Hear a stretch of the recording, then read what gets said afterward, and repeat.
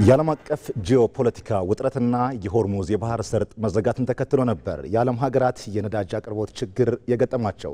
ኢትዮጵያ የዓለም አቀፍ የነዳጅ እጥረትና የዋጋ መናር በታላቅ ብልሃት እያለፈች ትገኛለች። መንግስት የዓለም ገበያ የዋጋ ጭማሪውን ሸክም ሙሉ በሙሉ በህዝብ ትከሻ ላይ ከመጫን ይልቅ ከፍተኛ ድጎማ በማድረግ ኃላፊነቱን ወስዷል። መንግስት የነዳጅ የቀን አቅርቦት የመካከለኛው ምስራቅ ጦርነትን ተከትሎ ወርዶ ከነበረበት 4.5 ሚሊዮን ሊትር ወደ ቅድሙ ጦርነት ወይም 9 ሚሊዮን ሊትር እንዲመለስ በመወሰኑ ችግሮቹን መፈታት ተችሏል። እርምጃው ጥብቅ ቁጥጥር የሚደረግበት መሆኑን ገበያውን በፍጥነት አረጋግጦታል። ታዲያ ይህ የተገኘው ጊዜያዊ እፎይታ በዘላቂነት እንዴት ይቀጥላል? ነዳጅን በቁጠባ የመጠቀም ልምምዳችን ምን ይመስላል? ሀገራችን በየዓመቱ ለነዳጅ የምታወጣውን ከፍተኛ የውጭ ምንዛሬ ጫና ለመቋቋም እየተደረገ ያለውን የታዳሽ ኃይልና የኤሌክትሪክ ተሽከርካሪዎች ስትራቴጂካዊ ሽግግርስ ምን አበርክቶ አለው? አጠቃላይ መንግስት እየሄደበት ያለው በችግር ውስጥ እድልን የመፈለግና ዓለም አቀፍ ጫናዎችን ተቋቁሞ የማለፍ አቅምስ ምን ይናገራል? ዛሬ በዳጉ ዝግጅታችን ጉዳዩን ከሚመለከታቸው ተቋሙ ከመጡ እንግዳ ጋር በእነዚህ አንኳር ነጥቦች በስፋት እንወያያለን። ከመሸጋገሪያ በኋላ እንገናኛለን።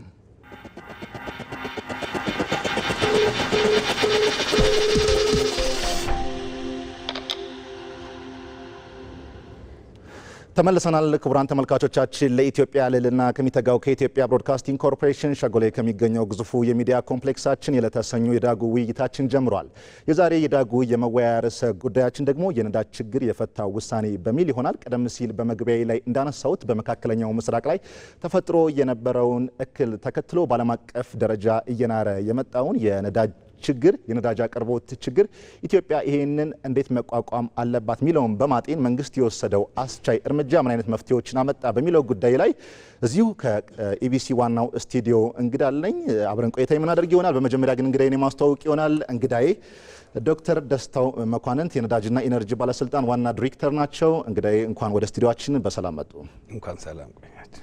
መልካም እንግዲህ ያው ቀደም ሲል እኔም በመግቢያዬ እንዳነሳሁት የመካከለኛው ምስራቅ ላይ የተፈጠረው የጦርነት እክል በዓለም አቀፍ ደረጃ ላይ የነዳጅ እክል ፈጥሯል። እንደ ጥያቄያችን መቅደም ወይም ማሟሻ ይሆን ዘንድ ዶክተር በአሁኑ ወቅት በአዲስ አበባ ሰልፎች መቀነሳቸውን እያየን ነው። በክልሎችም ተመሳሳይ መረጋጋት እንዳለ መረጃዎችን አሉን። ወደ በኋላም በምናስገባቸው ሪፖርተሮች መረጃውን በደንብ የሚያጋሩን ይሆናል። አሁናዊ የነዳጅ አቅርቦትና ስርጭት እንደ ሀገር ምን ይመስላል የሚለውን እናንሳ ዶክተር። እጅግ በጣም አመሰግናለሁ። ያው እንደሚታወቀው የካቲት 1 አካባቢ ጀምሮ የመካከለኛው ምስራቅ ግጭት ምክንያት የአጠቃላይ የዓለም የነዳጅ አቅርቦት ስርዓቱ ነው እንግዲህ የተዛባው፣ ቀውስ ውስጥ የገባው። እንደሚታወቀው የሆርሙዝ ሰርጥ ኦልሞስት ከ20% በላይ የሚሆነው የዓለም የነዳጅ የሚመላለስበት ሰርጥ ነው። ለኛ ደግሞ በጣም ቁልፍ የሆነ ከ60% በላይ የሚሆነው ነጭ ጋዝ ሙሉ በሙሉ የአውሮፕላን ነዳጅ የሚመጣው ከኩዌት ነው። የኩዌት የምናመጣውን ነዳጅ በሰርጡ መዘጋት ምክንያት ሙሉ በሙሉ ነው የቆመው ማለት ነው። መቆም ብቻ አይደለም፣ ጭነው በመንቀሳቀስ ላይ የነበሩ መርከቦች ሳይቀር ነው ወደ 3 መርከቦች እዛው የቆሙት። በዚህ ምክንያት እንግዲህ ዓለም ላይ የተከሰተው የነዳጅ አቅርቦት መዛባት በእኛም ሀገር ከፍተኛ የሆነ ችግር ገጥሞት ነበር። ኦልሞስት እስከ ሚያዝያ 21 ድረስ መንግስት ቅድሚያን የሚሰጣቸው ሴክተሮችና ትኩረት በማድረግ በተለይ ትልልቅ ከተሞችና በጅምር ላይ ያሉ ወደ መጠናቀቅ ላይ ያሉ ትልልቅ የመንግስት ፕሮጀክቶች እና ቁልፍ የሆኑ የልማት ፕሮጀክቶችን፣ ኢንዱስትሪዎች እንዲሁም በተለይ የሎጂስቲክ የምርት አቅርቦትና ስርዓቱን እንዳይዛባ በማድረግ ለነሱ ቅድሚያ በመስጠት ስርጭቱን ሲያካሂድ ነበር። ኦልሞስት በቀን ወደ 4.5 ሚሊዮን ሊትር ነበር ስናቀርብ የነበረው ለ2 ወር። በዛን ጊዜ እንግዲህ ይሄ አቅርቦት ሳይቋረጥ እንዲቀጥል መንግስት ስፖት ማርኬት ላይ በተለይ ባል ግብይት በመግዛት የነበረውን ችግር ለማቃለል ከፍተኛ ጥረት ተደርጓል። በዛን ጊዜ ዓለም ላይ እንግዲህ ከፍተኛ የሆነ የነዳጅ ሽሚያ ነበር፣ ሁሉም ሀገር ስለሆነ የተቋረጠው። ብዙ ሀገራት የተለያዩ እርምጃዎችን ወስደዋል። አንዳንዱ የትምህርት ቤት ዘግተዋል፣ በራሽን ማከፋፈል ጀምረዋል ለአውሮፓ ውስጥ ሳይቀር። አንዳንዶቹ ደግሞ በቂ ዲፖ የነበራቸው ሪዘርቫቸውን አውጥተው የመጠቀም ባህል ነበራቸው ማለት ጅምር ነበር። በእኛ በኩል የተደረገው ግን ኦልሞስት በአጣዳፊ ግዢ ውስጥ በመግዛት እና በዝቅተኛ መጠን ያለው ወደ 40% የሚሆነው ነጭ ጋዝ የሚመጣበት በሌላ አቅጣጫ ስለነበር እሱን በመጨመር ሳይቋረጥ እንዲቀጥል ነው የተደረገው። እንግዲህ ከሚያዝያ 21 ቀን ጀምሮ ደግሞ መንግስት በተለይ በነበረው የልዩ የዲፕሎማሲ ግንኙነት ከእርቀት የሚመጣ ቢሆንም ከአምራች አገራት እና ካምፓኒዎች ጋር በተለይ ክቡር ጠቅላይ ሚኒስትር በነበራቸው የዲፕሎማሲ ግንኙነት ነዳጅ እንዲገባ ነው የተደረገው። እንግዲህ ከፍተኛ የሆነ ድጎማ ቢደረግበትም በአሁኑ ሰዓት በአማካይ ወደ 9.2 ሚሊዮን ሊትር ነው እያቀረብን ያለ ነው። ኦልሞስት አሁን ላለፉት ኦልሞስት 20 ምናምን ቀን በተከታታይ እያቀረብን ነው ያለው። ይሄ ነዳጅ አቅርቦት ሳይቋረጥ የሚቀጥል ነው የሚሆነው። አሁን ምናልባት ሰርጦ የሚከፈት ከሆነ ተጨማሪ ነው የሚሆነው ማለት ነው። የነበረውን ችግር በከፍተኛ ሁኔታ የሚፈታው ነው የሚሆነው። በአሁኑ ሰዓትም እያደረግን ያለ ነው እንግዲህ በዛን ጊዜ በችግሩ ጊዜ የወሰድነው እርምጃ ምንድን ነው? ክልሎች ጋር የጋራ ቲም ፎርም አድርገው በእያንዳንዱ ክልል በናሽናል ደረጃ ይህንን የሚከታተል ሲቹዌሽን ቲም ነበር። ይህንን አጣዳፊ ስራ በየቀኑ የሚከታተል ማለት ነው። ክልሎች ላይ ደግሞ ተመሳሳይ ቲም ነበር።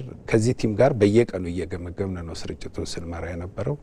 እያንዳንዱ ክልል ቁልፍ የሚላቸውን ከተሞችና ሴክተሮችን መርጦ ለእኛ ሳውቆ ለነዛ ከተሞችና ሴክተሮች ሳይቋረጥ ነዳጅ እንዲቀርብ ነው እየሰራን የነበረው። ይሄ አቅርቦቱ ትንሽ ከእጥፍ ሲጨምር ደግሞ የከተሞችን ቁጥር ነው የጨመር ነው። ኤንድ የምናሰራጫላቸው ኢንዱስትሪዎችን አቅም ነው የጨመር ነው። ሌሎች ፕሮጀክቶችንም በዚሁ በአቅርቦቱ ተቋርጦ የነበሩ ፕሮጀክቶችም እንዲቀጥሉ ነው ያደረግነው። በዝቅተኛ የነዳጅ አቅርቦት ሲንቀሳቀሱ የነበሩትን ቢሆን በሙሉ አቅም ወደ ስራ እንዲገቡ ነው ያደረግነው ማለት ነው። ስለዚህ አሁንም ድረስ ይሄ ሲቹዌሽን ቲም እየተከታተለ ነው። ምክንያቱም ከነበረው እጥረት ቶሎ ብሎ ለመውጣት በምናደርገው እንግዲህ ብዙ ህገወጥነት ነበረ። በጣም እጥረት እንግዲህ የሚፈጥረው ብዙ ሽሚያ አለ። በዚህ ሽሚያ ያለአግባብ ለመጠቀም የሚጥሩ ግለሰቦች ነበሩ። እነሱም በመቆጣጠር በመከታተል በኩል በተለይ ክልሎች እየወሰዱት የነበረው እርምጃ እጅግ በጣም ደስ የሚል ነበር። እንግዲህ እንደነዚህ አይነት እጥረት ሲያጋጥም አገራችን ብዙ ተሞክሮች አሏት። ያው እንደምናውቀው ኮቪድ ሲያጋጥም ኮቪድን የፈታንበት አግባብ በጣም ለዓለም ምሳሌ ነው የሆነው። ነዳጅንም ቢሆን ተመሳሳይ ነው። የነዳጅ እጥረቱ ስርጭቱ ላይ ውስን የሆኑ ችግሮች ቢኖርባቸውም በዚህ ዙሪያ ላይ ብዙ ህገወጥነት ስራ የሚሰሩ ግለሰቦች ቢኖሩም ግን ይህን ችግር የተወጣንበት ግን በጣም ምሳሌ የሚሆን ነው። ምንም ኢኮኖሚው ሳይቆም፣ ምንም ፕሮጀክቶች ሳይቆሙ፣ ቁልፍ የሆኑ የልማት ስራዎች ሳይስተጓጎሉ ነው ቅድሚያ የሚሰጣቸውን ቅድሚያ በመስጠት ችግሩን መፍታት የቻል ነው። ስለዚህ አሁን ያለው አቅርቦት ኦልሞስት አስተማማኝ ሆኖ የሚቀጥል ነው። ከእርቀት ቢመጣም በርካታ ወጪ የሚያስወጣ ቢሆንም መንግስት ከፍተኛ የሆነ ገንዘብ በመመደብ ይሄው አቅርቦት ሳይቋረጥ እንዲቀጥል እየሰራ ነው ያለው። መልካም። እንደው እኛም ቀደም ሲል እዚህ ስቱዲዮ ከመግባታችን ከሁለት ቀን በፊት አዲስ አበባ ላይ የተለያዩ አካባቢዎች ላይ የዞርን ሹፌሮችን፣ አሽከርካሪዎችን አናግረን ነበረ። ምክንያቱም የነዳጅ ሁኔታውን በቅርቡ ያስተዋልኑ ነው። መካከለኛው ምስራቅ ላይ ሲፈጠር ወዲያው የተለያዩ በተለይ ታዳጊ ሀገራት ላይ ያሳደረውን ተጽዕኖ መመልከት ችለናል። እኛም በአዲስ አበባ ላይ አንዳንድ ቦታዎች ላይ ተዟዙረን ያደረግነውን ቅኝት ለተመልካቾቻችን አድርሰን እንመለሳለን።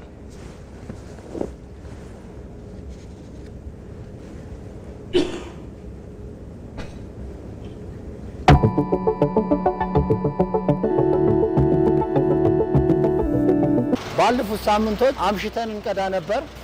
ማናገኝባቸው ጊዜም ነበረ። ያኔ ተጉላልተናል። አሁን ግን በዚህ 2 ሳምንትና 3 ሳምንት የነዳጅ ፍጆታው ጥሩ ነው፣ እየመጣልን ነው። ማደያዎች ጋር እናገኛለን፣ ችግር የለውም። ከዚህ በፊት በነዳጅ እጥረት ውጪ ማድረናል። አሁን ግን ያው የነዳጅ እጥረቱ ተቀርፏል። አሁን እግዚአብሔር ይመስገን ያው በየቦታው አለ፣ በየቦታው ሁሉም ማደያ አሁን እንደገባው ነው የምቀዳው። ይሄ አሁን ሰልፍ አይባል ከመጣው አሁን 5 ደቂቃ አልሞላም። ያው አንድ መኪና ነው ያለው። እግዚአብሔር ይመስገን። ይሄ ራሱን የቻለ ስራ ነውና በጣም ደስ ይላል።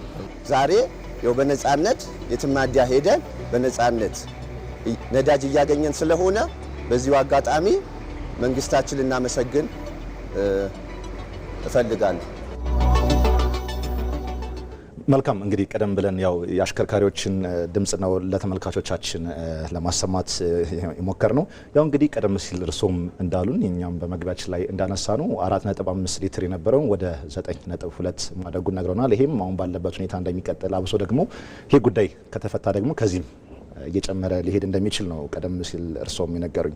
እንዲሁ በዓለም የገበያ የትራንስፖርትና የሎጂስቲክ ዋጋ እጅግ አሻቅቦ በነበረበት ወቅት መንግስት የዋጋ ጭማሪውን በራሱ ጫንቃ ለመሸከም መወሰኑ የሚገርምና ይበል የሚያሰኝ ነው። እንደው ይህ ውሳኔ በዝቅተኛው ማህበረሰብ ላይ ሊደርስ የነበረውን የኑሮ ውድነት እንዴት ታደገው ማለት እንችላለን ዶክተር? ያው እንደሚታወቀው ነዳጅ እንግዲህ በጣም ለአጠቃላይ ለኢኮኖሚያዊ ማህበራዊ እንቅስቃሴዎች መሰረት ነው። ያለ ነዳጅ በዚህ ሀገር ላይ ኢኮኖሚ እንቅስቃሴውን ማካሄድ አይቻልም። በርካታ ማህበራዊ አገልግሎቶችንም መከወን አይቻልም። ስለዚህ ይሄ አሁን ያለው የዓለም ላይ የተከሰተው ቀውስ የፈጠረው የነዳጅ ሁለት ነገር ነው። አንደኛው የአቅርቦት መዛባት ነው፣ እጥረት ነው የፈጠረው። ሁለተኛ ደግሞ በዛው ልክ ዋጋ ነው የጨመረው። 3-4 እጥፍ በላይ ነው የጨመረው። ይህንን የጭማሪ ዋጋ በቀጥታ ወደ ህብረተሰቡ በማስተላለፍ ሊፈጠር የሚችለው ከፍተኛ የሆነ የዋጋ ግሽበት ችግር ያመጣል። በርካታ ማህበራዊ ግንኙነቶችንም የሚያቋርጥ ነው የሚሆነው። የትራንስፖርት ይቋረጣል። የፍጆታ እቃዎች በወቅቱ ላይ ደርሱ ይችላሉ። ኤክስፖርት የሚደረጉ ኢምፖርት የሚደረግ ምርት በወቅቱ ላይ ይጓጓዝ ይችላል። ይሄ ደግሞ በአጠቃላይ እንደ ሀገር የሚፈጥረው ችግር ከፍተኛ ነው። ይህንን በመረዳት ነው እንግዲህ ያው መንግስት ከፍተኛ ኃላፊነት በመውሰድ በጣም ከሚገመተው በላይ ነው ለአንድ ሊትር የሚደረገው ድጎማ ማለት ነው። ይህን በማድረግ በማቅረቡ እንግዲህ በዚህ አቅርቦት ችግር አንዳንድ ስነ ምግባርም የሌላቸው ልበላቸው እንደ ኃላፊነት የማይሰማቸው የንግዱ ማህበረሰብ ያልተገባ ጭማሪ በአንዳንድ ምርቶች ላይ ያደረጉ ይስተዋላሉ። ነገር ግን ይሄ አጠቃላይ የነበረውን ነገር እንትን የሚያጠቃልል አይደለም። ምክንያቱም ከተፈጠረው ችግር አኳያ ስናየው ይሄ ችግር ተባብሶ በኢኮኖሚው ላይ ጫና እንዳይፈጥር ጥብቅ የሆነ ቁጥጥር ነበር የሚደረገው። መንግስት ከፍተኛ የሆነ ገንዘብ ነው መድቦ ነዳጅ እንዲቀርብ ያደረገው። ይህንን ምሳሌ ለማየት የጎረቤት ሀገሮቻችን ማየት ይቻላል። እኛ አሁን ይህንን ችግር ለመፍታት ነዳጅ የምናመጣበት እንግዲህ በቀይ ባህር ዙሮ በጣም ረጅም ከወር በላይ ተጓጉዞ የሚቀርብ ነዳጅ ነው። ነገር ግን ለነሱ ቅርብ የሆኑ ሀገራት አሁን እየሸጡበት ያለው ዋጋን ብንወስደው በጣም ለማሳያነት ምቹ ይሆናል። አሁን ኬንያ መውሰድ ይቻላል። አሁን ላይ ኦልሞስት ወደ 1.87 የአሜሪካን ዶላር ነው የአንድ ሊትር ነጭ ናፍጣ ብንወስደው፣ እኛ ጋር 1.15 ነው። ልዩነቱን ማየት ይቻላል። ታንዛኒያ መውሰድ ይቻላል፣ ብሩንዲ መውሰድ ይቻላል፣ ሌሎችንም ሀገሮች ሶማሊያ መውሰድ ይቻላል። እጅግ ከፍተኛ የሆነ የዋጋ ጭማሪ ነው ያለው። እንግዲህ ዓለም ላይ የነዳጅ ዋጋ ግን ኢትዮጵያ ውስጥ ያለው የነዳጅ ዋጋ ስቲል የተወሰነ ጭማሪ ያለው፣ ነገር ግን ያ ጭማሪ ማለት መንግስት ላይ ያለውን ጫና ለመጋራት ካልሆነ በስተቀር በነዳጅ ላይ ተጨምሯል ማለት አይቻልም። ከፍተኛውን ድርሻ አሁንም የሚሸፍነው መንግስት ነው። መልካም እንግዲህ ያው ቀደም ሲል በተለይ ከገጠር ወደ ከተማ ከከተማ ወደ ገጠር የተለያዩ የትራንስፖርት ልውውጦች ይኖራሉ። በዛ ከገጠር ማዳበሪያም አለ፣ ትራንስፖርቶችም አስፈላጊ ናቸው ለዚህ በተለይና የነዳጅ እጥረት መንግስት እየወሰደ ያለው እርምጃ በዚሁ ተጠናክሮ እንደሚቀጥል እኔም ባለሙሉ እምነት ነኝ። እንግዲህ በአሶሳ ያለውን አጠቃላይ ሁኔታ ለመቃኘት ደግሞ ወደ በኋላ መለስ ብለን የምናነሳው ጉዳይ ሆኖ እንደው ዶክተር አቅርቦቱ በጥፍ ከመጨመሩ ባሻገር በየማደያው የነበረውን ሰው ሰራሽ እጥረቶችን ህገወጥ ንግድ ለማስቆም የተዘረጋው ጥብቅ የክትትል ስርዓት ምን ይመስላል? ዘላቂነቱ እንዴት ይረጋገጣል? እንግዲህ የነበረው አሰራር ቅድም እንዳልኩት በአገር አቀፍ ደረጃ አንድ ቲም በርከት ያሉ ተቋማትን ያካተተ አንድ ይህን የሚከታተል ቲም ነበር። ከፌዴራል ፖሊስ፣ ብሔራዊ ደህንነት፣ የገንዘብ ሚኒስቴር፣ ነዳጅ አቅራቢ፣ ትራንስፖርት፣ ንግድ እና እኛ ያለንበት አንድ ሲቹዌሽን ቲም ነበር። ይሄ ቲም 24 ሰዓት ነበር ይሰራ የነበረው ዴይሊ። ይሄ ቲም ደግሞ ተመሳሳይ በክልል ደረጃ ይሄ አደረጃጀት ተዋቅቷል። የክልል ርዕሰ መስተዳድር ጽህፈት ቤት ያሉበት፣ አንዳንዶቹ በተለይ በአዲስ አበባ ደረጃ ምክትል ከንቲባው ነበር ክቡራቱ ጃንጥራር መሩት የነበረው። ይሄ ንግድ ፖሊስ ያለበት፣ ሌሎችም ትራንስፖርት ያሉበት ቲም ነበር። ይሄ ቲም ዳይሊ ነው ስርጭቱንም አቅርቦቱንም ሲከታተል የነበረው። እንግዲህ በጣም ሰክሰስፉል የሆነ ስራ ተሰርቷል። ነገር ግን በዚህ መካከል አንዳንድ ህገወጥነት በጥረቱን መሰረት አድርገው ያልተገባ ጥቅም የሚያገኙ ሰዎች ነበሩ። እነሱንም እየተከታተሉ በተለይ እርምጃ ለመውሰድ ተሞክሯል። ብዙዎቹ ላይም ማስተካከያ ተደርጓል። በዚሁ አጋጣሚ ህዝቡን ቢሆን የነበረው ትዕግስትና የነበረው ለዚህን በመተባበር በኩል የሚደነቅ ነበር። ቅድም አሽከርካሪዎች እንዳሉት 1 ቀን 2 ቀን ሙሉ 3 ቀን ሙሉ ያደሩ ይሰለፉ ነበር። በእርጋታ ሰልፉን የሚያስተባበሩ ሹፌሮች ነበሩ። እንግዲህ ይህንን ችግር ለመፍታት ያኔ በተለይ በሰልፍ በኩል የነበረው መዛባት በተለይ እንደመነሻ የወሰድነው ተሞክሮም የነበረው አዲስ አበባ ነው። ወደ ኩፖን ነው የቀየረው። ሰልፍ አዛብቶ ሌላ ችግር መፍጠር፣ በገንዘብ ያልተገባ የሽያጭ መፈጸም፣ እንደዚህ አይነት ችግሮች አጋጥመዋል። ይሄ ሲባል እነዚህ ትንንሽ ችግሮች ግን አጠቃላይ እንደ ሀገር የነበረውን ችግሩን ለመፍታት የተሰራውን ስራ የሚያኮስስ አይደለም። ያ ባይደረግ ኖሮ ምን ይሆን ነበር ነው እንግዲህ 4.5 ሚሊዮን ሊትር ማለት ኦልሞስት ሀገሪቱ ከምትፈልገው በእጅጉ በጣም ዝቅተኛ ነው። ነገር ግን ቅድሚያ የሚሰጣቸው ሴክተሮች ሳይቆሙ ትራንስፖርት አልቆመም። የግብአት ቅድም እንዳልከው የማዳበሪያ ማጓጓዝ ስራ አልቆመም። ሌሎች ማህበራዊ በጣም አጣዳፊ የሆኑ የጤና ሌሎች ማህበራዊ ጉዳዮች አልቆሙም። ፕሮጀክቶች አልቆሙም። ፕሮጀክቶች በተለይ ቁልፍ የሆኑ ለሀገር ኢኮኖሚ ወሳኝ የሆኑ ፕሮጀክቶች አልቆሙም።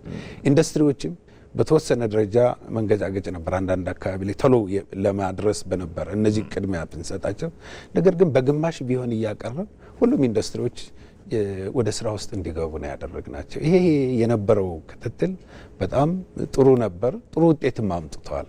ግን በዚህ መካከል ግን ያልተገባ ጥቅም ለማግኘት በርካታዎች ደግሞ በተለያየ መንገድ የተገኙ አሉ። እነሱ ላይም ማስተካከያ እርምጃ ተወስዷል። ይሄ ቁጥጥር ቀጣይነት ይኖራል። ምክንያቱም ነዳጅ እኛ እናመርትም። በአሁኑ ሰዓት የምናመጣው ከውጭ ነው። ኢኮኖሚው ደግሞ የሚፈልገው ከዚህ በላይ ነው። ስለዚህ ሽሚያ አለ። እንግዲህ እጥረት ሲኖር ያንን እጥረት ቀድሞ ለማግኘት የሚደረግ ያልተገባ እንቅስቃሴዎች አሉ። ስለዚህ በየደረጃ የነበረው አመራር ክትትል፣ ቁጥጥር እጅግ በጣም ሊመሰገን የሚገባው ነው። በዚህ መካከል ደግሞ ኃላፊነት የጎደላቸው ችግር የፈጠሩት ደግሞ ከዚህ ድርጊት እየታረሙ እንዲሄዱ የተሰራው ስራም ቀላል አይደለም። ነገር ግን እንደዚህ አይነት ህገወጥነትን የሚከላከለው የመንግስት አካል ብቻ አይደለም፣ ህዝቡ ነው። አብዛኞቹም ችግር ፈጣሪዎች እርምጃ የተወሰደባቸው ህዝቡ በሚሰጠው ጥቆማ ነው። ይሄ የነበረው ስራ በጣም በአርአያነት የሚጠቀስ ነው። መልካም ዶክተር፣ እንግዲህ በቀጥታ ስርጭት አሶሳ ወደሚገኘው ሪፖርተራችን ይርዳ እዛ አካባቢ ያለውን ሁነት ተከታትለን ደግሞ እንመልሳለን። እንግዲህ በአሶሳ ከተማ የትራንስፖርት አገልግሎትና የነዳጅ አቅርቦትና ግብይትን ለማሻሻል ቅንጅታዊ ስራዎች እየተሰሩ ነው። ህገወጥ የነዳጅ ዝውውርን በመቆጣጠር በማህበረሰቡ ላይ እየተስተዋለ ያለውን የትራንስፖርት አገልግሎት ችግር ለማሻሻል እየተሰሩ ባሉ ስራዎች ተስፋ ሰጪ ለውጦች እየታዩ ነው። በዚህ ጉዳይ ላይ ተጨማሪ ሀሳብ ሊያጋራን ሪፖርተራችን ጀማል አህመድ አሶሳ ስቱዲዮ ይገኛል። በቤኒሻንጉል ጉሙዝ ክልል አሶሳ ከተማ ጨምሮ በተለያዩ የክልል አካባቢዎች ያለው የነዳጅ አቅርቦት ምን ይመስላል የሚለውን መረጃ እስኪ ለዳጉ ተመልካቾች ያጋራልኝ ጀማል። ዮሐንስ፣ ተመልካቾች እንዴት አላችሁ? እንግዲህ በተለይ በመካከለኛው ምስራቅ የተከሰተውን ጦርነት ተከትሎ የቤንዚንና የነዳጅ አቅርቦት ችግር ተከስቶ እንደነበረ ሁላችንም የምናስታውሰው ጉዳይ ነው። በተለይ እንደ ሀገር የተሰጠው ልዩ ትኩረት እዚህ ቤኒሻንጉል ጉሙዝ ክልልም ተግባራዊ ሲደረግ ቆይቷል። በተለይ ነዳጅን የሚገኝ ነዳጅን በአግባቡ በቁጠባ የመጠቀም ባህል እንዲዳብር የክልሉ መንግስት ትኩረት ሰጥቶ ሲሰራ ነበረ። የጸጥታ መዋቅሩም በዚሁ ጉዳይ ላይ ትኩረት ሰጥቶ ሲሰራ ቆይቷል። የክልሉ ማህበረሰብ እንግዲህ በተለይ ችግሩን በመረዳት በእግር በመጓዝ በብስክሌት በመጓዝ እንደዚሁም እጁ ላይ ያለውን መጠነኛ የነዳጅ ሁኔታ በአግባቡ በመጠቀም ተሽከርካሪዎችን ከማዘውተር ይልቅ በእግር ስራውን በመከወን ትዕግስት አድርጎ ቆይቷል። አሁን ላይ መጠነኛ በተለይ ችግሩን ለመፍታት የተሰሩ ስራዎች መጠነኛ ለውጥ እንዳመጡ እያየን እንገኛለን። ከዚህ በፊት ማደያዎች ተዘግተው ነው የቆዩት ማለት ይቻላል ለረጅም ጊዜ። አሁን አልፎ አልፎ ጥቂት ማደያዎች በተለይ በፈረቃ የግልና የመንግስት ተሽከርካሪዎችን በመለየት የራሳቸውን ጊዜ ሰሌዳ በማውጣት የነዳጅና የቤንዚን አቅርቦት እያቀረቡ ይገኛሉ። ነገር ግን በቂ አይደለም። በተለይ የቤኒሻንጉል ጉሙዝ ክልል በርካታ ማዕድናት ያሉበት በተለይ ወርቅ የወርቅ ማዕድን ስራው እጅግ በጣም ሰፊ ነው። በርካታ ማሽነሪዎች የሚንቀሳቀሱበት አካባቢ ነው። ፋብሪካዎች ያሉበት አካባቢ ነው። የእብነበረድ ፋብሪካዎች ያሉበት ነውና ከዚህ አንጻር ፍጆታው አሁንም ቢሆን እጅግ በጣም ከፍተኛ ነው። የግልና የመንግስት መልካም። ከዚህ በፊት የነበረውን የአቅርቦት ችግር ለመፍታት የተሰሩ ስራዎችን ያመጡትን ውጤት እንዴት ይገለጻል ጀማል? አዎ እንግዲህ በተለይ የኮንትሮባንድ ቁጥጥሩን ለመግታት የተሰራው ስራ እጅግ በጣም ውጤት አምጥቷል ማለት እንችላለን። ማደያዎች እንዳልኩት በተወሰነ መልኩ አቅርቦት ስራ እየሰሩ ነው የሚገኙት። ማህበረሰቡ በሰልፍ በጥንቃቄ ማለት ነው የሚያገኘውን ነዳጅ በአግባቡ እየወሰደ ነው የሚገኘው። የኮንትሮባንድ ስራዎች ሙሉ ለሙሉ በቁጥጥር ስር ውለዋል። አሁን ላይ በተለይ የነዳጅ አቅርቦቱ ችግር ሙሉ ለሙሉ ያልተፈታ ቢሆንም ነገር ግን መጠነኛ መሻሻሎች አሉ እና ትኩረት ሊሰጠው ጉዳይ መሆኑንም በዚህ አጋጣሚ ግን ለመግለጽ እወዳለሁ። እሺ ጀማል አህመድ ከአሶሳ ላደረስክን መረጃ እጅግ በጣም እናመሰግናለን። እሺ ዶክተር እንግዲህ ያው ከአሶሳ ላይ ያለውን ነባራዊ ሁኔታ ሪፖርተራችን በቀጥታም እንደሚመስል በተለይ ደግሞ ሰሞኑን የመጣውን ለውጥ አስመልክቶ ያለውን መረጃ አጋርቶናል። እንግዲህ በአዲስ አበባ የተሰራውን ለውጥ ቀደም ሲል እርስዎም አነስተዋል። ይህንን በክልሎች ለማስቀጠል ምን አይነት ስራዎች እየተሰሩ ነው? ያው አሁን ጀማል እንዳነሳው አሶሳ አካባቢ ላይ እንግዲህ እንደዚህ አይነት ቀውስ ሲፈጠር በጣም መልካም አጋጣሚዎችም አሉ። ምክንያቱም በዛን ቀውሱ ሲፈጠር እንደ መልካም አጋጣሚዎች ብለን የወሰድነው አንደኛ ህብረተሰቡን የነዳጅ ቁጠባን የመጠቀም ባህልን የማዳበር ነገር ነው። ያኔም ሰው ነዳጅ ዝም ብሎ እንደ ልብ እንደማይገኝ ከፍተኛ ወጪ ወጥቶበት እንደሚመጣ አንድ እጥረት ሲያጋጥም ደግሞ ሰው ቢያንስ ሌሎች እርምጃዎችን መውሰድ እንዲችል አስተማሪ ነበር። ሌላው በየደረጃ ያለው አመራር ደግሞ የነበረችውን የምትቀርበውን ነዳጅ በቁጠባና ለሚመለከተው ቅድሚያ ለሚሰጠው ሴክተር እንዲውል ማድረግ ላይ በጣም ጥሩ ስራ ነው የሰራው። ከዚህ በፊት እንደሚታወቀው ያው ቤንሻንጉል አካባቢ ከፍተኛ የሆነ የወርቅ ማምረት ስራ ላይ የሚሰራበት አካባቢ ነው። የነዳጅ በተለይ ነጭ ጋዝ ላይ ከፍተኛ የሆነ ፍላጎት አለ። ነገር ግን ቢያንስ በዛን ጊዜ ከዛ በፊት እንደዚሁ ህገወጥነት የግብይት ስርዓቶችም ነበሩ እዛ አካባቢ ላይ። ምክንያቱም ፍላጎቱ ብዙ ስለሆነ ማለት ነው። ብዙ ነዳጅ እየቀረበም በዛው ልክ የቁጥጥር ስርዓቱ ያን ያክል ጠንካራ ስላልነበር ነው። በዚህ ቀውስ ጊዜ ግን እንደ ቤንሻንጉልም እዛ የነበረው አመራር ተቀናጅቶ እንደ ትልቅ ነገር የሰራው ምንድነው ቢያንስ የምትገባው ነዳጅ ለትክክለኛው ለሚገባው ሴክተር ሰጥቶ ወደ ልማት ውስጥ እንዲገባ ክትትል ያደርጉ ነበር። ሁለተኛ በህገወጥ ይንቀሳቀስ የነበረውን ኦልሞስት መቆጣጠር ነው የቻሉት። በየሜዳው በላስቲክ በምናምን ይሸጥ የነበረውን መቆጣጠር ነው የቻሉት እና አንዱ ጥሩ ነገርም የነበረው ቤንሻንጉል አካባቢ ላይ ይሄ ነው። በአሁኑ ሰዓት እንግዲህ አሁንም ነዳጅ እየቀረበ ነው፣ ግን ወርቅ አካባቢ ላይ ከፍተኛ ፍላጎት ስላለ እሱን በዝርዝር ጥናት እያጠና ነው። በዚህ ሳምንትም ከማዕድን ከብሔራዊ ባንክ ከሌሎች የጸጥታ አካላትም ጋር በመሆን አንድ ቲም በእያንዳንዱ አካባቢ ላይ ያለው የወርቅ አምራቾች እነማን ናቸው፣ ምክንያቱም አምራቾቹን በትክክል ነዳጅ እንዲቀርብላቸው ለማድረግ አምራቾቹ እነማን ናቸው፣ ምን ያክልስ ነው የሚያስፈልገው የሚለው ዝርዝር ጥናት ተጠንቶ መጥቷል። እሱን ጥናት መሰረት አድርገን የወርቅ አካባቢንም ራሱን የቻለ ለየራሱ ለሚያመርተው ለራሱ በተለየ መንገድ ከማደያዎች እንዲቀርብለት አሰራር ስርዓት እየዘረጋን ነው። እንግዲህ አሁን አንዱ ያጋጠመን ወርቅ አካባቢ ላይ ምንድነው አምራቹና በህገ ወጥነት የተሰማራው በጣም ብዙ ነው። እሱን በደንብ ስርዓት ማሳዝ ይጠይቃል። ስለዚህ በትክክልም ፈቃድ አግኝቶ መሬት ወስዶ እያለማ ወርቅ እያመረተ ላለው ለይተን በተለየ በተደራጀ መንገድ ለነዳጅ የሚቀርብበት አሰራር ስርዓት እየዘረጋን ነው። ይሄ ደግሞ እያንዳንዱን ወርቅ አምራች የወሰደውን ነዳጅ ደግሞ በወሰደው ልክ ደግሞ ወርቅ አምርቶ ለብሔራዊ ባንክ እንዲያቀርብ ይህንን የነዳጅ አቅርቦቱና የወርቅ ማምረቱን ለማስተሳሰር የሚያስችል ኦልሞስት ጥናቱን ጨርሰናል። የአሰራር ስርዓቱን ዘርግተናል። በቅርቡ የማቅረብ ስራውን እንሰራለን። እንግዲህ በአሁኑ ሰዓት ቅድም እንዳልከው ግንቦት በጣም ፒክ ታይም ነው የነዳጅ ፍላጎት። ምክንያቱም አንደኛ የዘር ወቅት ነው። አሁን ላይ ቅድሚያ የምንሰጠው የግብርና ስራ እንዳይቆም ነው። በጣም በርከት ያለ የግብርና መካናይዜሽን እርሻዎች አሉ። የትራክተር በጣም ብዙ ትራክተር ነው በሀገሪቱ የተሰራጨው። ስለዚህ ይሄ የግብርና ስራ እንዳይቆም፣ የክላስተር እርሻዎች እንዳይቆሙ፣ በመካናይዜሽን የሚሰሩ ትልልቅ ፋርሞች እንዳይቆሙ አሁን ቅድሚያ ለነሱ ነው እየሰጠን ያለ ነው። ሁለተኛ የዝናብ ወቅቱ ከመድረሱ በፊት የመንገድ ፕሮጀክቶች የግድ መጠናቀቅ መቻል አለባቸው። ካለዛ ሌላ ክራይስ ነው የሚያስከትለው። አስፓልት ላይ የደረሰ ነዳጅ ቀርቦለት ማጠናቀቅ ካልቻለ ተመልሶ ወደ መጀመሪያ ስራው ነው የሚጀምረው። ስለዚህ እንደነዚህ አይነቶቹ ላይ አትኩረን ነው አሁን ያለውንም ቢሆን እየሰጠን ያለ ነው። ኦልሞስት በዚህ 2 ሳምንት በኋላ ኦልሞስት ከሰኔ አጋማሽ በኋላ 3 ሳምንት በኋላ ሙሉ በሙሉ የነዳጅ አቅርቦት አሁን ያለው ችግር ይፈታል። ምክንያቱም አሁን ብዙ ሴክተር ፍላጎቱ የሚያድግበት ወቅት ስለሆነ ማለት ነው። ስለዚህ አሁንም ስርጭቱን የምናደርገው ለየትኛው ሴክተር ቅድሚያ ይስጡ ነው። አሁን ቤንሻንጉል አካባቢ ላይ ነዳጅ ስናቀርብ አሁን ላይ ታርጌት አድርገን ስናቀርብ ትልልቅ እርሻ ያለባቸው አካባቢዎች ላይ እንዲደርስ ነው። ወርቅም ባለው በምትቀርበው መጠን የማምረት ስራው እንዳይቋረጥ እየቀረበ ነው ያለው። ነገር ግን እንደነዚህ አይነት አካባቢ ላይ ቅድሚያ እንዲሰጥ የምንፈልገውን እርሻ ነው። ምክንያቱም የእርሻ ወቅት ተመልሰን የምንመጣበት አይደለም። ወርቅ ከሆነ 1 ሳምንት 2 ሳምንት ብናቆም ተመልሰን ልናወጣ እንችላለን፣ ልንሰራው እንችላለን። እርሻ ግን ወቅቱ ካለፈ ቆመ ነው። ስለዚህ አሁን ሁሉም ክልል ጋር ተስማምተን እየሰራን ያለ ነው። ቅድሚያ ትልቅ የፋርሞች አሉ፣ መካናይዜሽን የሚጠቀሙ አካባቢዎች ቢያንስ የእርሻ ወቅት ሳያልፍ ነዳጅ እንዲቀርብ ነው አትኩረን እየሰራን ያለ ነው።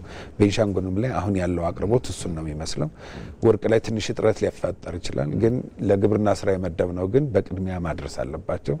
ከክልሉ አመራሮችም ጋር ይህንን እየተነጋገርን ነው እያሰራጨን ያለ ነው።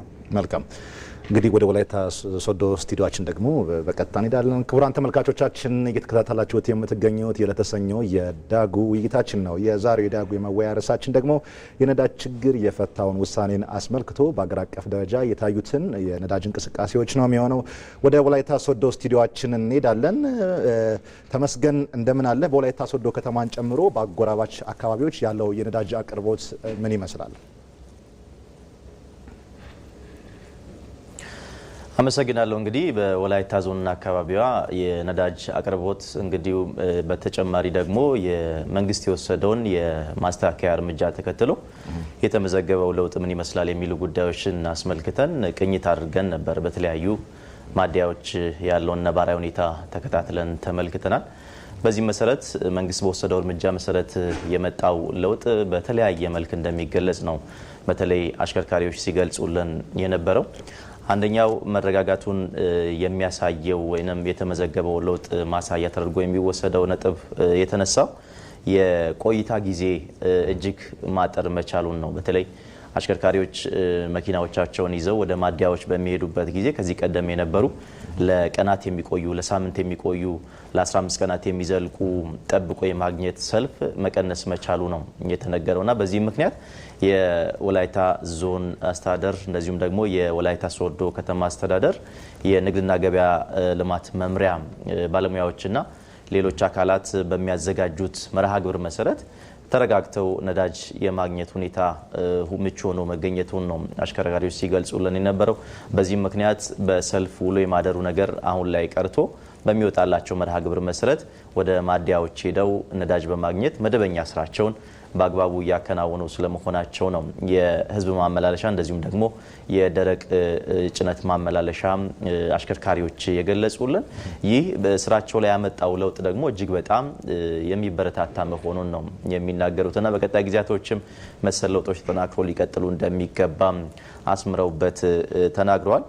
አሁን ላይ ተረጋግተው ስራቸውን መስራት ከመጀመራቸው ባሻገር ደግሞ ሌላው ተጨማሪ የተመዘገበው ለውጥ የትራንስፖርት ዋጋ ላይ የታየ ለውጥ መሆኑንም ነው አሽከርካሪዎች የገለጹልን። ከዚህ ቀደም ሲያስከፍሉበት የነበረው ዋጋ ወደ መደበኛው የነዳጅ እጥረት ከመከሰቱ ቀድሞ ወደ ነበረው ቦታ እየተመለሰ መሆኑን አንስተዋል። በዚህም የተለያዩ ሸቀጦች እንደዚሁም ደግሞ የግንባታ ቁሳቁሶችን ጨምሮ በፊት ለጭነት የሚያስከፍሉትን ዋጋ ወደ መደበኛው ቀድሞ ወደ ነበረው ቦታ እየተመለሰ ተጨባጭ የሚባል ለውጥ በዋጋ ደረጃም መታየት መጀመሩን ነው አሽከርካሪዎች የገለጹልን። እነዚህን ነገሮች አጠናክሮ ከማስቀጠል አኳያ የሚመለከተው አካል ጣልቃ ገብቶ የሰራው ስራ ደግሞ የሚደነቅ መሆኑንም ነው አያይዘውም የገለጹልን። ባለማደያዎችንም አያይዘን ጠይቀን ነበር። በተለይ ከዚህ ቀደም ነዳጅ ለማግኘት ባለማደያዎች መደበኛ ስራቸውን ለማካሄድ ረጅም ጊዜያቶችን ጠብቆ ከጅቡቲ ተነስቶ የሚመጣው ነዳጅ ወደ ማደያዎቻቸው እስከሚደርሱ ድረስ ያለው ጊዜ ረጅም ከመሆኑ የተነሳ መደበኛ ስራዎቻቸውን የኢኮኖሚ ጫና ውስጥ ሁሉ መግባታቸውን ነው አንዳንድ ባለማደያዎች የገለጹልን። በአሁን ሰዓት ታዲያ ግን መንግስት በወሰደው እርምጃ መሰረት በየጊዜው የሚያዙት ትዕዛዝ የቀን መርሃ ግብሩን ጠብቆ በተፈቀደለት ቀን ወደ ማደያዎቻቸው እንደሚደርስና የገባውንም ነዳጅ ደግሞ ከሚመለከተው የንግድና ገበያ ልማት መምሪያዎችና ባለሙያዎች ጋር በጋራ በመሆን ለተጠቃሚው ማህበረሰብ እያከፋፈሉ መሆናቸውን አንስቷል። ይሄ ደግሞ ከዚህ ቀደም በስራዎቻቸው ላይ ይደርስ የነበረውን ጫና ማስቀረት መቻሉን ነው የተናገሩትና የዕለት ገቢያቸውንም በአግባቡ ወደ ማግኘቱ መመለሳቸውን አያይዘውም አስረድተዋል። ይህ ስራ በዋናነት እየተካሄደ ባለበት ወቅት ደግሞ አንዳንድ አልፎ አልፎ የሚታዩ የህገወጥነትን የሚያንጸባርቁ እንቅስቃሴዎች ደግሞ በግለሰቦች ይታያሉ የሚሉ ነጥቦችም ተነስተዋል። በተለይ ነዳጅን ያለ አግባብ የማከማቸት ነገ ከነገ ወዲያ የነዳጅ ዋጋ ይጨምራል፣ ሲጨምር ካከማቸውበት አውጥቼ እሸጣለሁ በሚል የተሳሳተ አመለካከት ነዳጅ የሚያከማቹ አካላት አልፎ አልፎ ይታያሉና እነኚህ ላይ የእርምት እርምጃ በአግባቡ እየተወሰደ የሚቀጥል ከሆነ እጥረቱን በብላክ ማርኬት በጥቁር ገበያ የሚሸጡ ግብይቶችም ቀንሰው ከማደያ እያገኘ መደበኛ ስራውን ወደ ማካሄድ የደረሰበትን ለውጥ አያይዞ ገልጸዋልና ይህ ለውጥ በወላይታ ዞንና አካባቢዋ ተጠናክሮ እንዲቀጥል ከማድረግ አኳያ የሁሉም ሚና እንደሚያስፈልግ ነው አሽከርካሪዎችና ባለሙያዎች ያነጋገርናቸው የማደያ የስራ ኃላፊዎች የገለጹልን። ሁሉም በጋራ ተባብሮ ይህንን ስራ የሚያካሂድ ከሆነ መንግስት በወሰደው እርምጃ መሰረት እየተመዘገበ ያለውን ለውጥ ማስቀጠል ስለሚቻል ተግቶ መስራት ያስፈልጋል የሚሉ ሀሳቦች ናቸው የተነሱት። በእኔ በኩል ያለው መረጃ ይህንን ይመስላል። እሺ ሪፖርተራችን ተመስገን ተስፋዬ ከወላይታ ስቱዲዮ በቀጥታ ስርጭት ላደረስክን መረጃ እጅግ በጣም እናመሰግናለን። ክቡራን ተመልካቾቻችን ወደ ዋናው ስቱዲዮ ተመልሰናል። የዕለተ ሰኞ የዳጉ የመወያያ ርዕሰ ጉዳያችን የነዳጅ ችግር የፈታ ውሳኔ እንዲሁም በአገር አቀፍ ደረጃ በነዳጅ አቅርቦት ላይ የተሰሩ ስራዎችን በማሳያነት እያነሳን ነው እየተወያየን ያለ ነው። ወደ እንግዳችን እንመለሳለን። እንግዲህ ቀደም ሲል እርሶም አሶሳም ያለውን ሪፖርተራችን ያለውን ነባራዊ ሁኔታ እርሶም ሰምተዋል። እኛም ተመልካቾቻችንም ለመስማት ለመመልከት ይችላል። በተመሳሳይ ወላይታም እንደው ቀጣይም ጠይቆት ከዚህ በፊት የነበሩ የአቅርቦት ችግር ለመፍታት የተሰሩ ስራዎች ያመጡትን ውጤት ደግሞ እስኪ እንመልከታቸው። እንግዲህ አንዱ በየደረጃው ያለው አመራር ቢያንስ የሚቀርበውን ነዳጅ በትክክል ደርሶ ለህብረተሰቡ መከፋፈሉ መከታተል እንዲችል ጅቡቲ ላይ ዛሬ እንደተጫነ የጭነት ሪፖርቱን ለሁሉም ክልል ነው የምናሳውቅ። ስለዚህ እያንዳንዱ ቦቴ ከጅቡቲ ጀምሮ መዳረሻ ቦታው ላይ ስንት ቀን በአማካይ ስንት ቀን እንደሚፈጀው ይታወቃል። በዛ ቀን መድረሱን አመራሩ እንዲከታተልና ሲደርስ ደግሞ ተቀብሎ እንዲራገፍና ከዛ በኋላ ለህብረተሰቡ በአግባቡ እንዲከፋፈል እንዲሸጥ የማድረግ ስራ እንዲሰራ ነው እንግዲህ አመራሩ ኃላፊነት ያለበት። በእኛ በኩል እሱ ነው የመረጃ ልውውጥም ፈጣን ማድረግ። ሁለተኛ በየሁለት ሳምንቱ በየሳምንቱ ሁለት ጊዜ ቨርቹዋል እንገመግማለን ከክልሎች ጋር በየአካባቢው ችግር አለ የሚሉትን ወዲያውኑ ፈጥነን እርምጃ እንወስዳለን። በዚህ መንገድ ነው ችግሩን እየፈታን የነበረው። እንግዲህ ከነዳጅ ጋር በተያያዘ ቅድም እንዳልኩት ህገወጥነት እንግዲህ የቆየ ነው። ያው ነዳጅ ስኬርስ ሪሶርስ ነው፣ በጣም ውድ ሀብት ነው። ለብዙ የኢኮኖሚ ሴክተር ለብዙ ነገር ይፈለጋል። ስለዚህ ፍላጎቱ በጨመረ ቁጥር አቅርቦትና ፍላጎቱ ጋር ማች ካላደረገ የግድ ሽሚያ ይኖራል። በዚህ ሽሚያ መካከል ደግሞ ያልተገባ ጥቅም ለማግኘት የሚሯሯጡ ሰዎች ይኖራሉ። ዞሮ ዞሮ እንደዚህ አይነቱን ሌላም ሀገር ላይ ነዳጅ ስርጭት የሚያጋጥም ችግር ነው። ግን ሌሎች ሀገራት ይህን ችግር ለመፍታት ቴክኖሎጂ ነው እየተጠቀሙ ያሉት። ምክንያቱም ከጅቡቲ ጀምሮ ተጭኖ እያንዳንዷ መኪና ድረስ ወይንም ተጠቃሚ ድረስ እስከሚደርስ ድረስ ትሬስ ማድረግ የምትችልበት ሲስተም ተግባራዊ ማድረግ ይጠይቃል። እኛም በብዙ መንገድ እሱ ላይ እየሰራን ያለ ነው። ብዙ ጥናቶችን አድርገናል። ብዙ ፕሮፖዛሎች ቀርበዋል። በተለይ አንዱ የዚህ ትራኮችን ከተጫኑ በኋላ እስከ ማዳረሻ ቦታቸው ድረስ መከታተል የሚያስችል የጂፒኤስ ሲስተም አለ፣ ሴንትራላይዝ የተደረገ። በሱ መንገድ እንከታተላለን። ቅድም ካልኩት ከማኑዋል ክትትል በተጨማሪ ሌሎች አጠቃላይ የነዳጅ ማደያ መቼ እንዲጫንለት ገንዘብ ከፈለ። ኩባንያ ደግሞ ያንን ጥያቄ እንዴት ብሎ ለነዳጅ አቅራቢ ድርጅት አሳወቀ። ነዳጅ አቅራቢ ድርጅት ደግሞ ጅቡቲ ላይ መቼ ጫነ፣ እንዴት ጫነ፣ ከዛ በኋላ ተመልሶ እስኪራገፍ ድረስ ተቀብያለሁ እስከሚልበት ሲስተም አለ። ነገር ግን በየደረጃው በተለይ በመጓጓዝ በማደያ ደረጃ የሚደረጉ ስርቆቶችን ሊያስቀር የሚችል ስላልሆነ ኢንድ ቱ ኢንድ ትሬስ የሚያደርግ ሲስተም ስላልሆነ እሱን ማድረግ የሚችል ሙከራዎች ሁሉ አድርገናል። በተለይ 1-2 ማደያዎች ላይ አዲስ አበባ ላይ ስማርት የሆነ የነዳጅ መከታተያ ስርዓት እሱን መነሻ አድርገን እንግዲህ ተግባራዊ ለማድረግ ትንሽ ኮስቲ ነው ስራ እየሰራና ያለ ነው።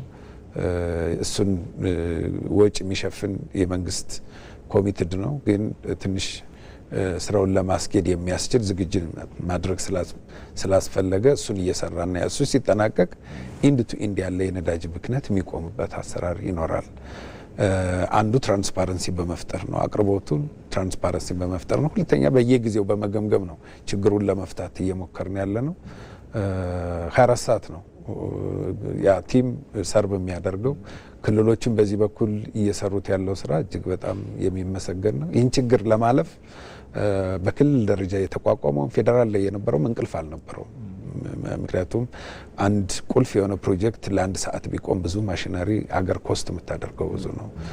አንድ ወደ ሀገር ውስጥ የሚገባ በጣም ቁልፍ የሆኑ ምርቶች መንገድ ላይ በዚህ ምክንያት ረጅም ጊዜ ቢቆይም የሚፈጠረው ችግር ኤክስፖርት የሚደረግ ምርት በአግባቡ ኤክስፖርት ባይደረግ በቀኑ ባይደርስ ሊመጣ የሚችለው ክራይስ በጣም ብዙ ነው። ስለዚህ እንደነዚህ አይነት ቁልፍ ስራዎች ላይ ቅድሚያ ለመስጠት የምናደርገው እንቅስቃሴ ላይ አንዳንዱ አካባቢ ላይ በሚፈለገው መንገድ ላይደርስ ይችላል። ግን እንደ ሀገር ጥቅል ሲወሰድ ግን ኢኮኖሚው ሊቆም ወይም ኢኮኖሚው እንቅስቃሴ ሊያስተጓጉል የሚችል ነገር ግን አልተፈጠረም። ምክንያቱም እሱን በማሸጋሸግ በኩል አንዳንድ አካባቢ ላይ አልደረሰንም፣ ሰልፎች ሊረዝሙ ይችላሉ። እንደ ሀገር ግን ነዳጅን የመራንበት አግባብ ግን በጣም ምሳሌ የሚሆን ነው።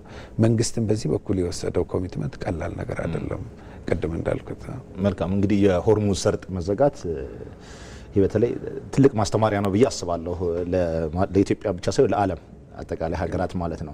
ኢትዮጵያ ደግሞ የነዳጅ ፍላጎቷን እንደምናውቀው ሙሉ በሙሉ ከውጭ ሀገር ነው። እርስዎ መግቢያችን ላይ እንዳነሱት የምናስገባው የወደብና የሎጂስቲክ አማራጮችን ለማስፋት እንዲሁም የአቅርቦት መስመሩን ይበልጥ አስተማማኝ ለማድረግ ምን ስራዎች እየተሰሩ ነው የሚለውን እናንሳ።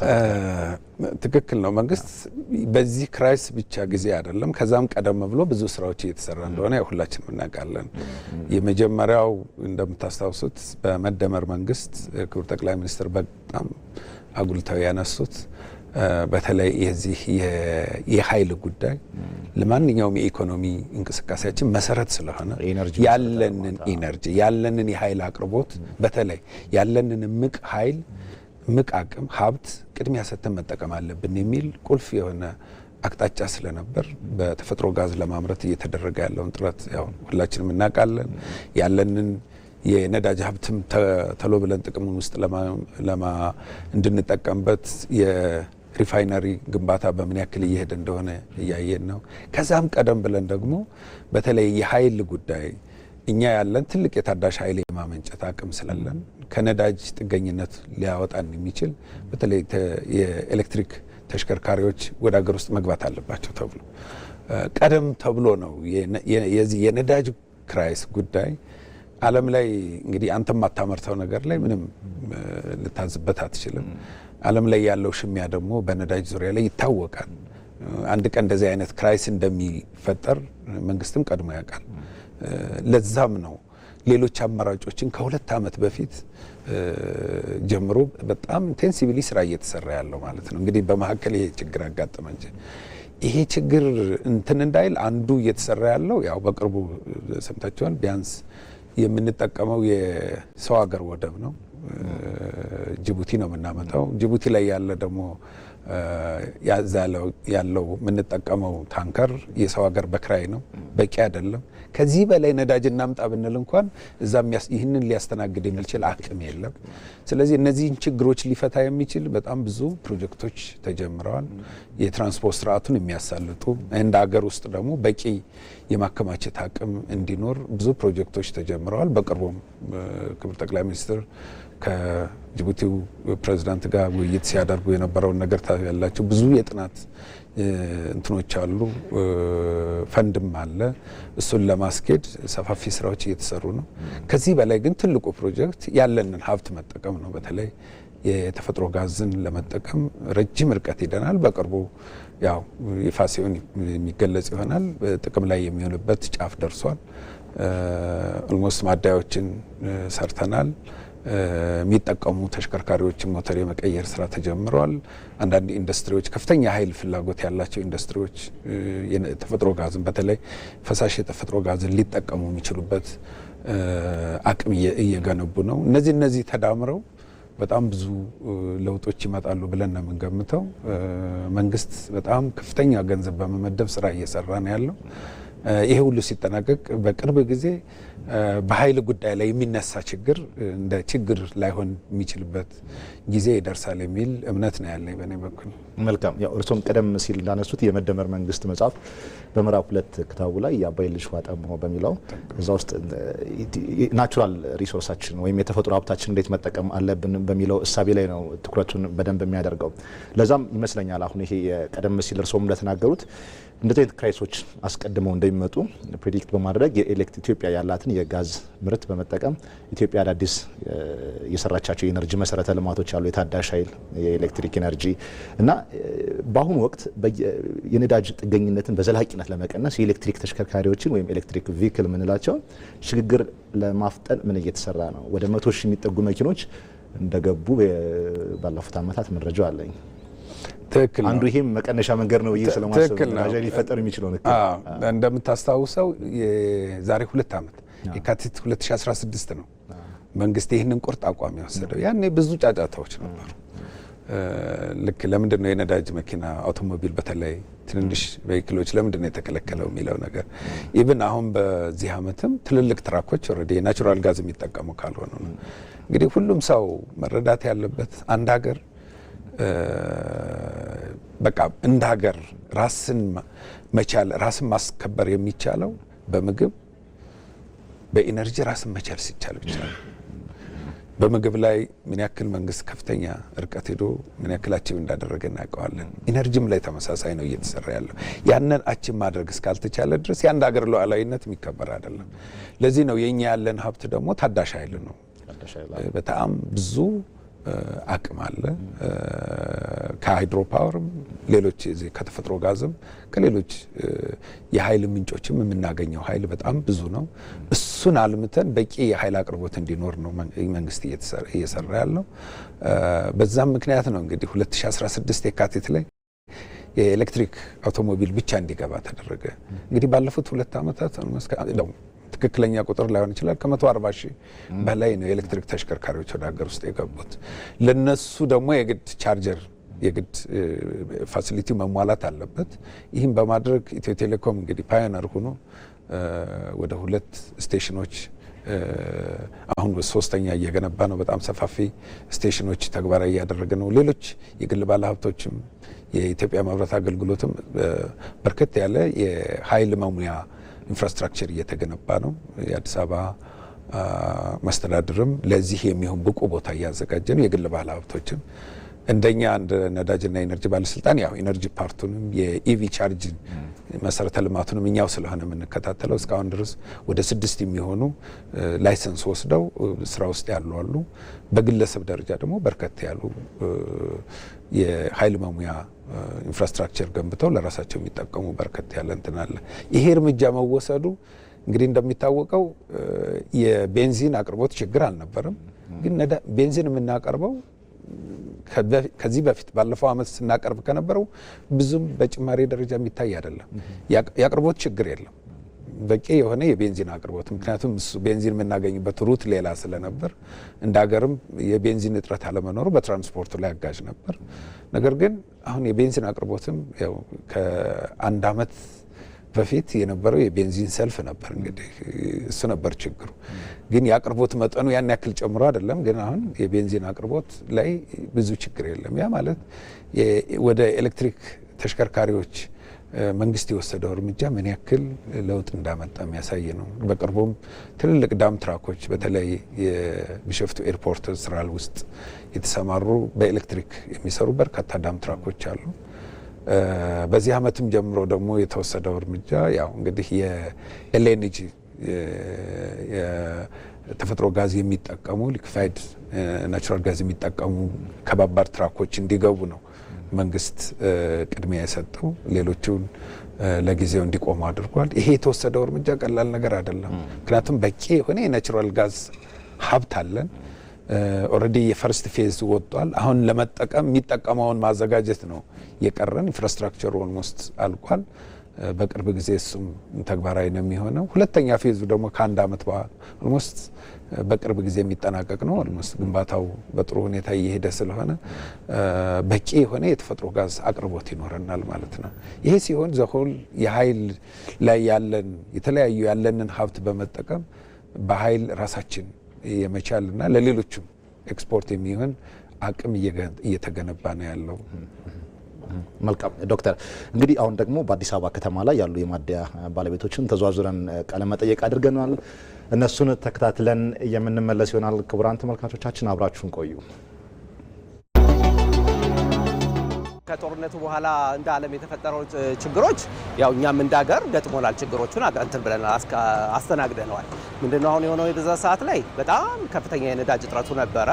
አሁን ከዛ በኋላ ግን ኦልሬዲ መንግስትም የወሰደውን እንትን ማነው መፍትሄዎች ካሳወቀ በኋላ ግን ነገሮቹ እየተስተካከሉ መጥተዋል። በቂ አቅርቦት አለ። ህብረተሰቡም አሁን እንደምታየው ምንም አይነት ሰልፍ የለም። በመጣበት ሰዓት 5 ደቂቃና 10 ደቂቃ ሳይቆይ ነው ተስተናግዶ የሚወጣው። ነዳጅ ቶሎ ቶሎ አይቀርብም ነበረ። በፊት ላይ በቀን 2 በ3 ቀን 3 ምናምን ይመጣ ነበረ። ከዛ በኋላ ከጥረቱ በኋላ በ2 ቀን 1 በ3 ቀን 1 ነበር ይመጣው። ከዛ አንጻር ክራውድድ በጣም ነበረ። ግን ያው የመንግስት አካልም አለ ግብረ ኃይል ባለቤቱ እኛም ሆነን ያለውን ነገር በደንብ እያስተናገድን በወረፋ ኩፖንም ነበረ በኩፖን መሰረት እያስተናገድን ያንን ነገር አልፈናል። አሁን ላይ ሰላም ነው። ነዳጅም ይቀርባል። ወረፋም እንደምታዩት ሰላም ነው እየተሰራ። ረጅም ሰልፎች ነበሩ። እነኛ ረጅም ሰልፎችን ደግሞ አስተናግደናል። አሁን ደግሞ በአሁን ሰዓት እርግጥ እኛ ጋር ነዳጅ ያው ይገባል፣ በአግባብ ነው የሚገባው። በአሁን ሰዓት ምንም አይነት ሰልፍም የለ። የመጡ መኪኖችን ቶሎ ቶሎ በማስተናገድ እንገኛለን። ነዳጅ አጠቃቀማችን አሁን መስራት የሚጠበቅብን ህብረተሰቡ ላይ ነው። መጀመሪያ እንደኛ ህብረተሰቡ ላይ ቆጥበን ሰጥተነዋል እንደዚህ አድርገን ብለን ያን ነገር ያደረግንበት ምክንያት ምንድነው? እኛም ብሎ የመጣው ህብረተሰብ በአግባቡ አግኝቶ እንዲሄድ ነው። አጠቃቀሙን ምን ማድረግ መቻል አለበት ለሚለው ነገር ከፍተኛ ዶላር የውጭ ምንዛሪ ወጥቶበት እንደሚገዛው ሁላ አጠቃቀሙንም ደግሞ ህብረተሰቡ አውቆ በደንብ በቁጠባ ቢጠቀም ብለን እኛ እንመክራለን። አሁን ምንድነው ህብረተሰቡም ይሄንን አውቆ ያለውን መንግስት ያቀረበውን ነዳጅ ለህብረተሰቡ ጥሩ አገልግሎት እየሰጠን ነው። አሁን ያለውን ደግሞ አቅርቦት ደግሞ መንግስት በዚህ ሁኔታ ላይ ያቀረበውን ህብረተሰቡ በአግባቡ መጠቀም አለበት። እንግዲህ ቀደም ሲል እንደሰማ ነው ያው በአዲስ አበባ ላይ እንግዲህ እና በመላው ሀገሪቱ ላይ ያለውን የነዳጅ ችግር እንዲሁም ደግሞ የተፈታበትን መንገድም አይተናል። እንግዲህ ዶክተር ያው የመካከለኛው ምስራቅ ላይ ያለው በተለይ በአሜሪካ በኢራንና በእስራኤል ተፈጥሮ የነበረው ወደ 3 ወር ገደማ ይሆነዋል። አሁን ላይ እልባት አላገኘም ወይም ዘላቂ መፍትሄ አልተሰጠውም። በዚህ አይነት አስቸጋሪ ሁኔታ ውስጥ እንደ መንግስት ብዙ ስራዎች እየተሰሩ እንደሆነ እርሶም ነግረውኛል። እኛም ባደረግነው ቅኝት ያን ለመታዘብ ትችለናል። በተለይ ያቀርቦትና የሰልፉ በማስተካከሉ ረገድ ማለት ነው። የኤሌክትሪክ ሽግግሩ እንዳንድ አማራጭ ሆኖ አሁን ያለንበት የነዳጅ ሁኔታ ደግሞ በተገቢ ሁኔታ መጠቀም አለብን የሚል እምነት አለኝ። ይህ በከፍተኛ ወጪ የሚገባ ነዳጅ እንዳይባክን ህብረተሰቡ በቁጠባ እንዲጠቀም ምን መልእክት ያስተላልፋሉ? ይሄንን የመዝጊያ ወይም ውይይታችን መደምደሚያ እናድርገው ዶክተር። እሺ፣ አንዱ ያው ቅድም በስፋት እንዳነሳ ነው አሁን እየቀረበ ያለው ነዳጅ የሚቋረጥበት አግባብ የለም። ምክንያቱም አሁን የሆርሙዝ ሰርጥ ተጠቅመን አይደለም፣ በሌላ ሩት ነው ነዳጅ እየመጣ ያለው። መንግስትን ለከፍተኛ ገንዘብ ወጪ ዳርጓል። ትክክል ነው። የሎጂስቲክ እንትኑ ረጅም ጊዜ የሚወስድ መሆኑ ያኔ ችግሩን ለማስተካከል ጊዜ ወስዶብናል። ይሄንም ግን አሁን ኦልሞስት አቅርቦት ስርዓቱ መስመር የያዘ ስለሆነ ይሄው አቅርቦት የሚቋረጥበት አይሆንም፣ አይቋረጥም። ይሄው መጠን በጣም ተጠናክሮ የሚቀጥል ነው የሚሆነው። ያ ችግር ከተፈታ ደግሞ የበለጠ የተሻለ አማራጭ ሆኖ ብዙ ነዳጅ አቅርበን ሁሉም ሴክተር በበቂ ሁኔታ የሚያገኝበት ሁኔታ ይፈጠራል የሚል እንትን ያለኝ። ስለዚህ አንደኛው ህብረተሰቡ መሆን ያለበት እየቀረበ ያለው ነዳጅ አሁንም ለሁሉም አካባቢ በቂ ላይሆን ይችላል። ማለት በቂ ላይሆን ይችላል ሲባል ሁሉም ሴክተር ላይ፣ ነገር ግን ይህንን ኃይል በቁጠባ መጠቀም የግድ ነው። ቅድም እንዳልኩት ይቺ ግንቦት ላይ በጣም ከፍተኛ የሆነ ፍላጎት የሚያድግበት ነው።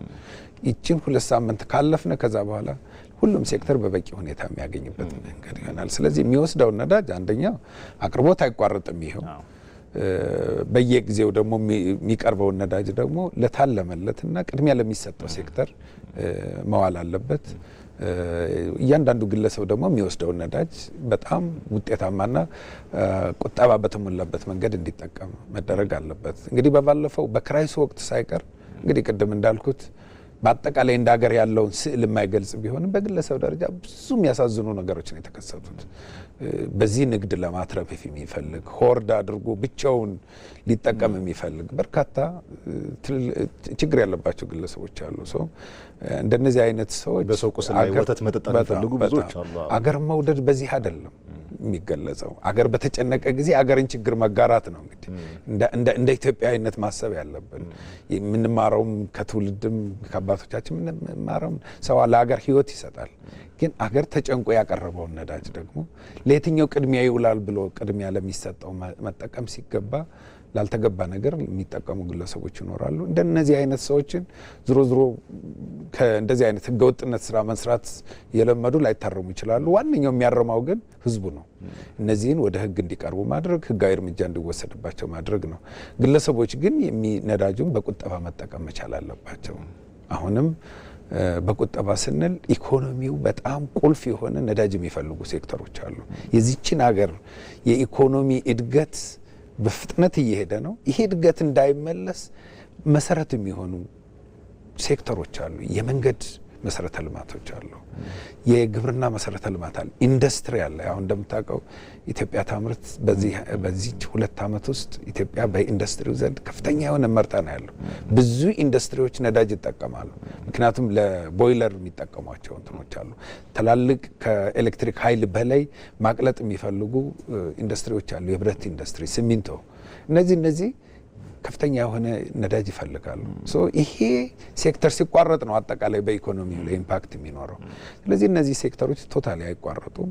ይሄው አቅርቦቱ ተጠናክሮ ይቀጥላል። እንደውም አሁን በአማካይ 9.2 አልን እንጂ የመጫን አቅም ትንሽ ከፍ ሲል ጅቡቲ ላይ እስከ 9.4 9.5 እስከ 10 ድረስ ይደናል። አሁን በዚህ ከክራይሱ ከወጣን በኋላ ይሄው አቅርቦቱ ተጠናክሮ ይቀጥላል። አሁን ባለንበት ወቅት የግብርና ስራው እንዳይስተጓጎል ጨመር አድርገን እያቀረብን ነው። ይሄው የማይቋረጥ ስለሆነ ሁሉም ሰው ተረጋግቶ ያለውን ነዳጅ በቁጠባ መጠቀም እንዲችል ነው። ሁለተኛ ህገወጦችን በማጋለጥ እርምጃ እንዲወሰድባቸው በማድረግ በኩል በጣም ሁሉም ሰው መረባረብ አለበት። በሌላ በኩል ወደ ጎረቤቶቻችን አገራትም በህገወጥ መንገድ ማስተላለፍ ጅማሮ አለ። በግመል ጭኖ ለማስተላለፍ በጣም ብዙ ነው እየተያዘ ያለው። ቦቴውን እንዳለ ከይታ ሰውሮ ለማሳለፍ የሚደረግ ሙከራዎች አሉ። ይሄ 2-3 ነው ሀገርን የሚጎዳው። አንዳንዶቹ በአገራችን ላይ ሰላምና ጸጥታ እንዳይሰፍን ሁሌ የሚመኙ አካባቢዎች ለነሱ ጥይት እንደማቀበል ነው ነዳጅ አሳልፈው መስጠት። እንደነዚህ አይነት ነውረኛ ስራ የሚሰሩ ግለሰቦችም አሉ። እንደዚህ አይነት የሀገርን ሉዓላዊነት የሀገርን ደህንነት የሚጋፋ ስራዎች ላይ የሚሳተፉ ግለሰቦችን ህዝቡ በደንብ መጠናከር አለበት፣ ማለት መከታተል አለበት። በሌላ በኩል የጸጥታ ኃይሉ በተለይ ፖሊስ፣ ፌዴራል ፖሊስ፣ መከላከያ በየቦታው ላይ ያለው በዚህ በነበረው ችግር እንደዚህ አይነት ህገወጥነት ሲሰሩ የነበሩትን በመያዝ ለማስተካከል እየሰራ የነበረው ነገር በጣም እጅግ የሚመሰገን ነው። ይሄ ተጠናክሮ መቀጠል መቻል አለበት።